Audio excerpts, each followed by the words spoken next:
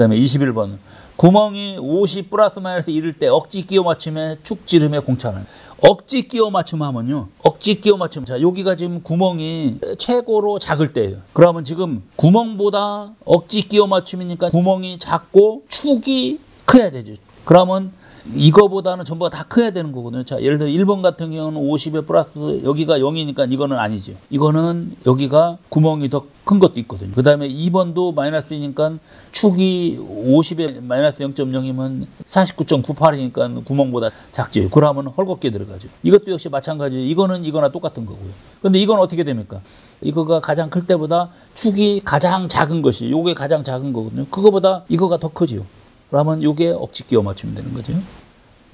그 다음에 22번. 아래와 같은 도형의 테이퍼 값은, 테이퍼는요, 큰 쪽의 크기하고 작은 쪽의 크기 차이를 요 길이로 나눠주는 겁니다. 그래서 여기를 L, 여기를 A, B라고 하면 이렇게 되는 거죠. A 빼기 B 해서 그 다음에 L로 나눠주는 겁니다. 그러면 여기다 집어넣으면 이렇게 되죠. 여기가 30, 20이고 그 다음에 50으로 나누는 거죠. 그래서 이렇게 되면은 그럼 5분의 1 이렇게 나오는 겁니다. 그래서 이 문제는 또 지금은 이제 값을 계산하는 건데 이런 수식을 쓰시오 하는 문제도 있습니다. 그 다음에 23번. KS 부문별 기호 중 틀리게 연결된 것은 KSA가 전자는 아닙니다. 이거는 기본이에요. 기본. A는 가장 기본적인 거고 KSB가 기계, C가 전기, D가 금속 그렇게 합니다. 이건 맞습니다.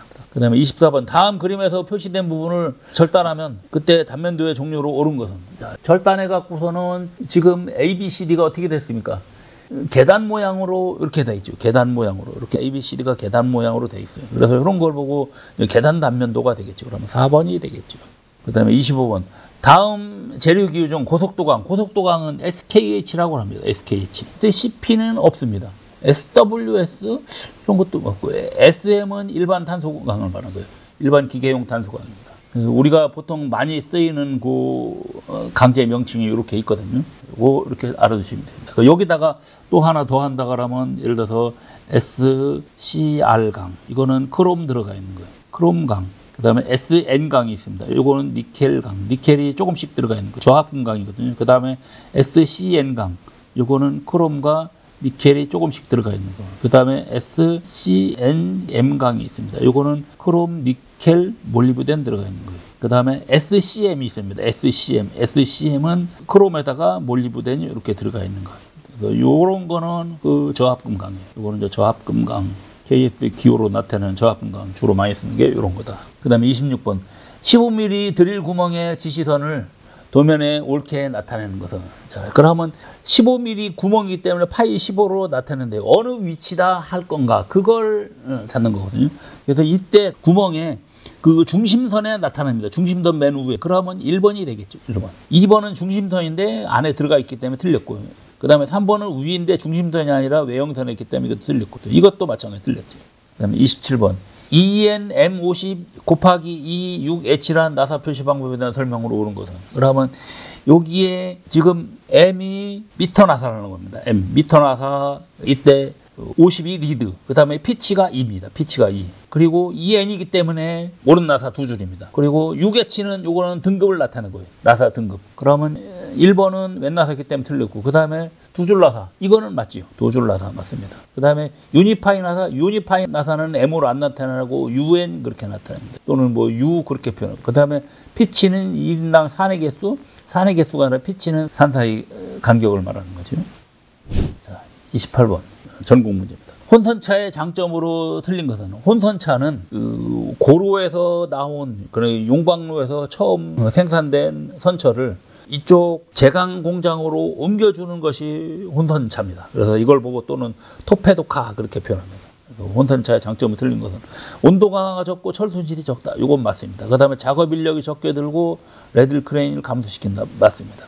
그냥 일반 옛날에는 혼선차를 안 쓰고 왜 큰 레이더하고 그 다음에 또 혼선노라는 게 있는데 그걸 같이 썼는데 그거 두 개를 합친 것이 혼선차입니다. 그래서 여기에 혼선노하고 그 다음에 이송하는 설비하고 합쳐진 겁니다. 이 혼선노는 이동이 안 돼요. 그래서 이렇게 혼선노와 이동하는 설비를 합쳐진 걸 보고 혼선차 그렇게 표현. 그래서 그 다음에 레드를 포함한 혼선노의 건설비가 싸다. 일단 이것도 맞죠. 그래서 레드를 같이 포함했기 때문에. 그 다음에 출산구가 커서 슬래그가 전혀 유출되지 않는다. 아닙니다. 그거는 아니에요. 보통 출강구하고 수강, 즉 용선을 받는 거하고 내가 나가는 거하고 똑같기 때문에 여기가 출산구가 비교적 큽니다. 그러니까 전혀 유출되지 않는 건 아니에요. 슬래그가 유출되겠습니다. 그래서 4번은 좀 틀렸습니다. 그 다음에 29번 LD 전로의 오지 설비에서, 오지 설비하면 폐가스 설비거든요. 폐가스 설비인데 그 폐열을 회수할 수 있는 설비입니다. 폐열을 회수할 수 있는 설비.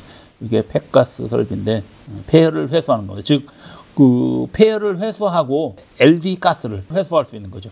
그래서 보통 LDG 이 가스를 회수할 수 있는 설비가 오지 설비입니다. 이때 IDF의 기능을 올바르게 설명한 거는 그걸 하는 거죠. 자, 그래서 IDF 같은 경우는요, 폐가스를 이거를 빨아들여 갖고서는 압력을 이렇게 조정하는 장치거든요. 그러면 3번이 되겠네요. 질연 시 발생되는 폐가스를 빨아들여 갖고 요 압력을 승합하는 장치다. 3번이. 그다음 30번. LD전로 조업 시 용선이 95톤, 고철이 25톤, 냉선이 2톤 장입했을 때 출강량이 110톤이었다. 그러면 출강 실수를. 이것이 들어간 겁니다. 자, 지금 요게 들어간 거거든요. 그럼 요게 나온 거예요. 그러면 출강 실수율은 들어간 거 대비 나온 걸 하면 되는 거죠. 그러면 들어간 것이 전체가 얼마입니까? 95 더하기 25 더하기 냉선 2톤 이렇게 되죠. 그러면 이걸 다 더하면은 122가 되겠네요. 근데 122가 들어가는데 실제 나온 건 110밖에 안 나왔죠. 그래서 곱하기 100을 하면 됩니다. 그래서 이렇게 되는 거죠. 그러면 90.2%가 실제 나온 거다. 그러니까 이만큼을 집어넣는데 나온 건 이만큼 나왔다는 거죠. 그 다음에 31번 LD전로 제강법에서 사용되는 렌스. LD전로는요, 이렇게 되어 있는 겁니다. 그냥 이런 단순한 일반 레이들 같이 생긴 로에다가 그냥 아무것도 없습니다. 가열장치도 없어요. 아무것도 없고 위에서 렌스가 이렇게 내려옵니다. 이때 액체 용광이 있으면 이때 여기다가 산소를 불어넣는 거죠. 순산소를 불어넣어서 용광에 있는 불순물하고, 그러면 불순물 하면 뭡니까? C, SI, MN, P 이런 것 등하고 반응을 시키는 거다. 그러면 이거하고 산소하고 반응하면서 산화 반응에 의해서 열이 발생하는 거거든요. 그렇게 해서 이런 걸 제거하는 것이 바로 그 LD 전로법이에요. 그래서 이때 이 산소를 불어넣는 장치를 보고 이걸 보고 렌스라 그래요. 렌스. 그래서 이거는 재질을 구리를 씁니다. 구리. 근데 전기로 작업에서도 역시 렌스가 있거든요. 전기로에서도 산소를 이렇게 불어넣어주는 게 있는데 그거는 용광으로 직접 담궈요. 용광으로 담그기 때문에 그거는 용광으로 담그려고 하다 보면 어떻게 합니까? 구리를 쓰면 안 됩니다. 왜냐하면 용광 온도가 그 구리의 용융점보다 높기 때문에. 그래서 그런 거는 용광이 직접 들어가야 되기 때문에 스테인리스 강으로 씁니다. 그래서 요거 전로와 전기로하고는 좀 틀리다는 거죠. 자, 32번 출강량이 300톤이고 출강 실수율이 95%라면 전 장입량. 그럼 아까 요 문제하고 뭐 반대가 되겠죠. 그래서 이제 실수율이 전 장입량 대비 출강량이 때문에 그러면 전 장입량은 출강량을 실수율로 나눠주면 되죠. 그러면 300톤을 이렇게 0.9로 나눠주는 거니까 316 이렇게 나와요. 그 다음에 33번 LD전로 제강법에서 산소가스를 전로의 어느 부분에서 지입하여 강을 제조하는 거. 아까 제가 그림에 보면 여기 그림에 보면 어떻게 됩니까? 위에서 이렇게 불어넣었죠. 위에서. 그래서 LD전로는 상치라고 하는 겁니다. 상치. 상부에서 불어넣는다고 해서 상치. 상부의 렌즈를 통해서 이렇게 불어넣는다. 그래서 상치전로 그렇게 표현합니다. 상치. 상면에서 한다. 그럼 34번 용광의 합금 첨가법 중 칼슘 첨가법의 장점이 아닌 것은 강제 개제물의 형상은 변화가 없다. 그 다음에 이방성을 갖지 않는다. 강제 개제물의 형상은 변화가 없다. 이거는 아닌 것 같습니다. 개제물이 형태가 변하죠. CA하고 해갖고서는 개제물이 나가는 거니까요.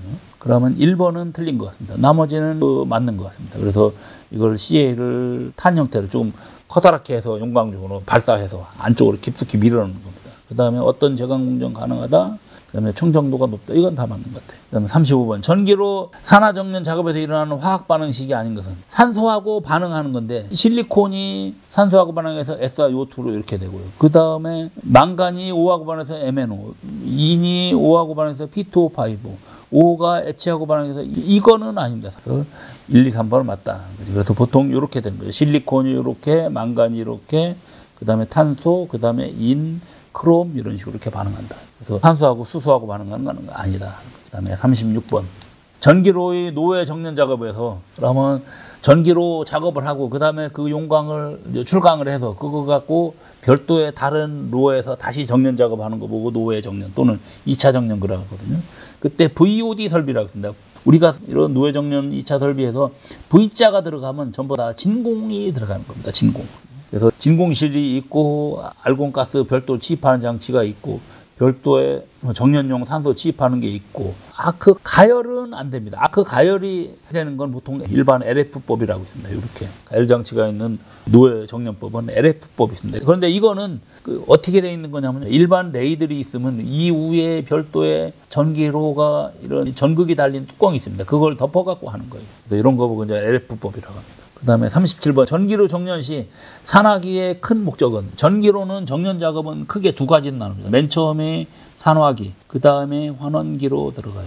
그래서 전기로 작업의 순서는 보면 맨 처음에 장입을 하고 그 다음에 용해를 합니다. 그 다음에 용해가 다 되면 중간에 2차 장입, 추가 장입도 하고 하는데 그런 건 빼고요. 중요한 것만 하면 장입을 하고 용해를 하고 그 다음에 산화정년, 환원정년 그렇게 됩니다. 그리고 그 다음에 출강 이렇게 돼. 물론 역시 또 산화정년하고 환원정년 중간에 배제 작업이 있어요. 슬래그 제거 작업이 있거든요. 그래서 이런 것도 이렇게 들어가는데 중요한 거는 산화 작업이 먼저 하는 거죠. 산화 작업에서 아까 우리 35번에서 이런 것 등이 제거되는 겁니다. 이런 것 등이 제거되는 것이 산화 작업. 그래서 보통 탈인, 탈탄, 탈규 이런 것이 산소하고 결합되는 것이 산화 작업이고 환원에는 이렇게 우리가 산화 정년을 하기 위해서 산소를 불어넣는데 그 산소가 용광 중에 남아 있거든요. 또 그 다음에 황 같은 경우는 산화기에 제거가 안 됩니다. 그래서 그때 제거되는 것이 환원기에 제거된다는 거죠. 그래서 우리가 그걸 정리를 하면 이렇게 돼 있는 게 있죠. 여기에. 그래서 산화기에는 탈인과 탈탄 또는 뭐 탈규 이런 게 되는 거고. 근데 중요한 거는 이것만 이렇게 우선 보면 됩니다. 중요한 것이 산화기에서는 탈인, 탈탄, 환원기에서는 탈황, 탈산 이렇게 된다. 그러면 37번은 1번이 되겠네요. 그 다음에 38번 환원철을 전기로에 사용할 때 장점으로 오른 것은 자, 전기로는 그 장입을 할 때 원료를 고철로 쓰거든요. 그런데 그때 고철 대신 환원철을 쓰는 겁니다. 환원철은 그 철광석을 이렇게 별도로 환원을 해서 만든 게 환원철이거든요. 그러다 보니까 어떻게 됩니까? 제강 시간도 전체적으로 짧아지고 생산성 같은 거 향상되고 그러거든요. 그러니까 1번은 제강 시간이 길다는 틀렸네요. 그 다음에 생산성이 향상된다. 요건 맞네요. 그 다음에 형상 품위 등이 일정하여 취급이 어렵다. 요거는 아닙니다. 요거는. 왜냐하면 여기는요. 환원철에는 철광석을 환원한 거기 때문에 거기에 다른 불순물 성분도 좀 있어요. 그러니까 이런 건 좀 틀렸습니다. 4번은 여기에 요 가격이 고철보다 비싸다가 요게가 틀렸습니다. 가격이 쌉니다. 그 다음에 39번 전기로 제강에서 전극의 구비 조건. 전기로 제강은 반드시 흑연 전극이 있습니다. 그래서 이때 흑연 전극의 구비 조건을 말하는 거예요. 첫 번째 온도 급변에 견뎌야 할 것. 맞지요? 전기로 내에서 용광이 있을 때하고 없을 때하고 온도가 올라갔다 내려갔다 하죠. 그러다 보니까 열팽창에도 잘 견뎌야 되거든요. 그러면 2번이 틀렸네요. 열팽창 속도가 클 것. 이거는 아닙니다. 열팽창 계수도 작아야 된다. 2번이 틀렸네요. 그 다음에 화학 반응이 안정화해야 된다. 그 다음에 전기전도도 줘야 된다. 이건 맞습니다. 그래서 여기 우리 흑연전구의 구비 조건이 있으니까요. 그 다음에 40번 아크 전기로의 작업 순서를 옳게 해라 이런 거. 이거 아까 제가 했었죠. 장입을 하고 난 다음에 용해, 산화, 환원 이렇게 출강이라고 했죠. 그러면 2번이 되겠네요. 장입, 용해, 산화, 환원, 출강.